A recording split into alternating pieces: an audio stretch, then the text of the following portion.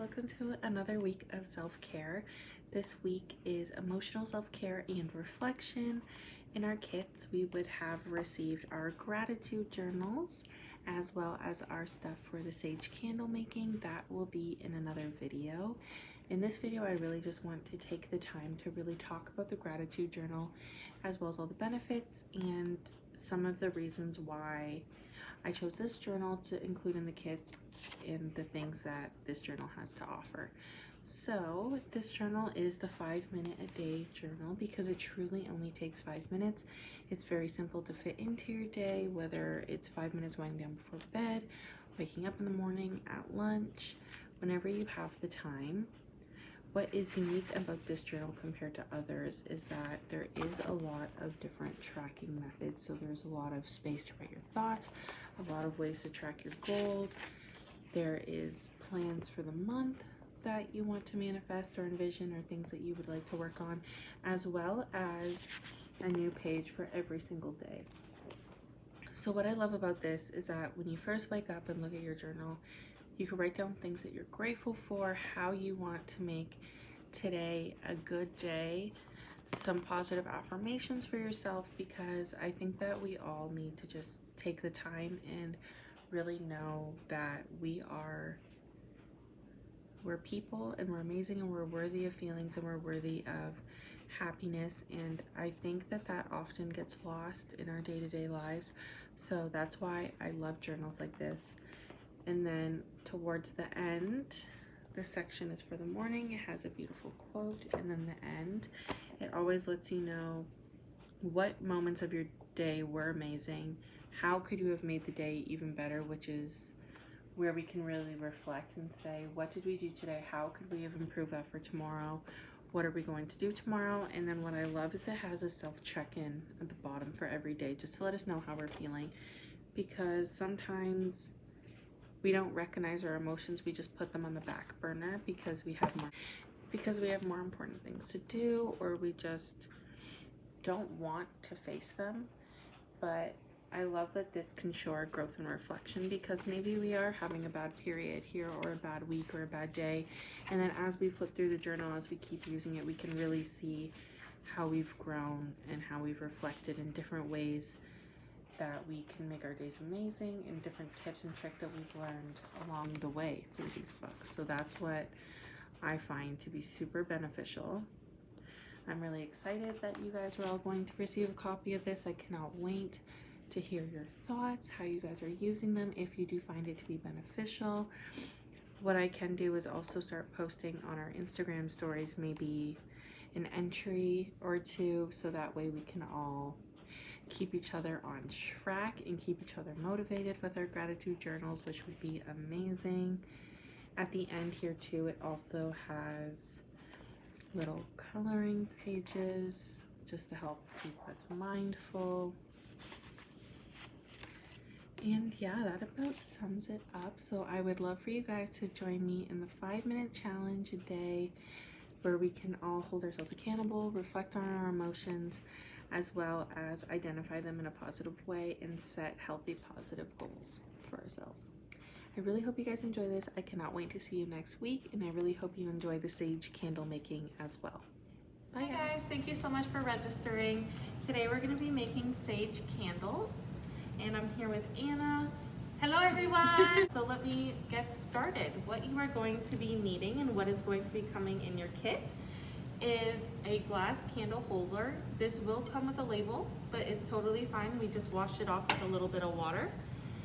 A candle wick, some wax, some fresh sage, an essential oil, a nice tape for decoration. We're just gonna wrap around the candle afterwards. Some sticks to help support your wick as it's cooling down. And also some sage essential oils. And then the items that you'll be needing from home are a placemat for the hot pot, some scissors, a pan, as well as a pot. The pan is going to have about 1 inch of hot water, and also something to keep your counters nice and clean. That's absolutely correct, Cheyenne. Right now we have taken the liberty of heating up our wax, And so it is nice and translucent. It's wonderful. So now the first thing we're going to do is add the essential oils. So we're going to take our container of essential oil, and we are just going to take the cap off and pour in the bottle. That's right. Excellent. We're going to stir it just for a few seconds. Make sure that it's incorporated nicely. And I think that's about done. That's Beautiful. wonderful. Then what we're going to do is be extra careful. Take the pot out of the water and place it onto the mat. Then what we're going to do is we're going to take our wicks and just dip it lightly in the hot wax and place it on the bottom. In the center of the glass. And use a popsicle stick just to bond it to the bottom for a few seconds. If you're finding that your wick is not sticking, it's perfectly fine just to dip again in the wax and try again. So Cheyenne, I have a question for you. I was just wondering, when you add the sage, do you like to add it to the wax itself, or do you add it in the glass as you're pouring? Both options are totally fine. It depends on how you would like your sage to look in the candle. I find that if you pour it at the bottom, it incorporates more throughout the candle, but if you pour it into the wax, it kind of sits more towards the bottom or the top. Yes, I've noticed that too. Are we ready to pour? Yes. Okay, excellent. We're just going to pour a little bit, Okay, I'll do that. and then we're going to sprinkle in a little bit of our sage.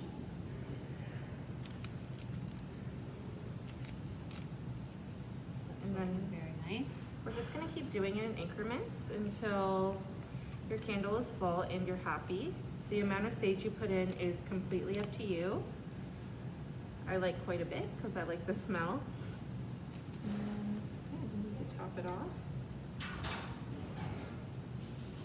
I think that's about right. And then at this point, if you have any extra sage, you could just sprinkle it to the top. And what we're going to be doing is taking our popsicle sticks. Perfect, thank you. So our wicks stay as straight as possible. That way it can make it light more evenly. Cheyenne, I have a question for you. I was just wondering, why did you choose sage? Sage is one of the 4 sacred medicines, so it's actually used for purification of the body and home, and as well as used for smudging and traditional ceremonies. And cleansing, right? Yes. Yes, thank you for that. Oh, it's already smelling so nicely in here. I can't wait till it dries up and we get to light it. Perfect, so at this point, we're just going to let our candles set. It's going to turn from the translucent color that you can see on the top, as well as the milky color that you can see close to the bottom of the candle. So once the candles are completely dry, they're going to look a little bit something like this. Me and Anna made this candle earlier. With the wicks, we're gonna notice obviously they are a little long right now. We wanna make sure that they're 1/4 of an inch high, no longer. They should never be over the top of the candle. Anna, do you have any tips? Yes, when thinking about fire safety, make sure that the candle is always never left unattended. And also where I like to place it when I am in the house and I have it lit, I like to place it on my stove when I'm not cooking. Also, if you have little ones around, this is a good height for them not to be able to reach it. Also have a discussion with your children about fire safety, do's and don'ts. So I think that's really important. Also not having it anywhere near where there is material, like curtains, for example. Yes, and then a little tip I would like to add is that with the wick, you might notice that the flame comes way above the candle. If you notice that's happening and it's becoming unsafe, just blow out the flame and trim the wick to a desired length, so that way the flame is more manageable. Also with safety, we just want to make sure that when we are working with candles with kids, that we are not allowing them near the burners or the hot wax. They can help sprinkle in the sweetgrass or even stir in the essential oils, maybe even place in the wick, but just be very careful with the actual hot wax and the burners. That's a great tip, Cheyenne. Thank you so much for that. So now, finally, once our candles are cool and our wicks are trimmed, we're going to be adding our decorative tape. and this actually makes it look really nicely polished.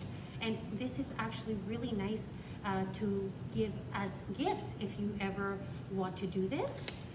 It is just such a great idea, and I think people would really like to receive this. So let me grab my, do you like it high, Cheyenne, or a little bit low? Where do you like it? Right in the center. In the Perfect. center? Okay. So you're just gonna peel the back off, and then it turns into a tape.